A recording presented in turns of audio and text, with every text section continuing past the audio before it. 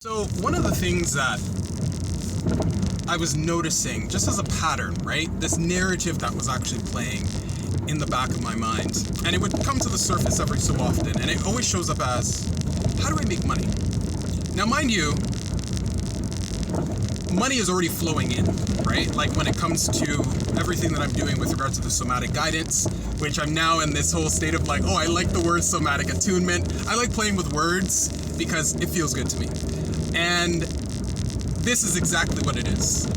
It is my ability to recognize that the question of how do I make money is creating a looping or a holding pattern that keeps reiterating itself, never actually allowing me to get into the quality of the way in which money, currency, material support, and advancement is actually feeling, the feeling of it, the mood of it. And this allowed me to then start to reflect on the ways in which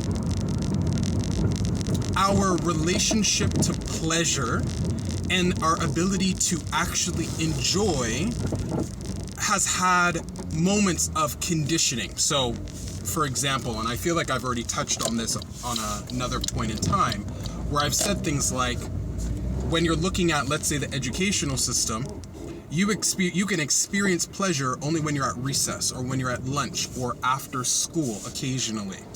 And this pleasure can only occur once you've already done all the hard things first, or you've done all your homework and all these other things.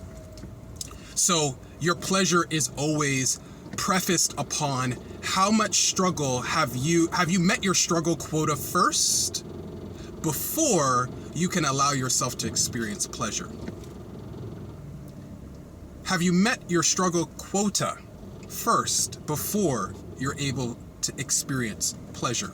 And seeing, as opposed to seeing pleasure as being a birthright and something that you can experience every single day as you so choose, there is this focus on, until I have done all these hard things first, then I can experience it. And then this is how people get married to struggle, married to effort, married to like, I need a hustle culture, which then leads to burnout culture. And then what happens is like people will come out of just giving themselves a momentary reprieve of the burnout, only to just jump back into it just in a different way. So it's like, you know, you'll get into like, let's say wellness, right? And the wellness industry, but then you're still burnt out within the wellness industry. So then the question becomes, what are you really married to? And if you are choosing, right? Because at some point in time, it becomes a conscious thing. You bring it up to the surface. You bring it up to the surface and you're able to recognize that that's just the way that it goes.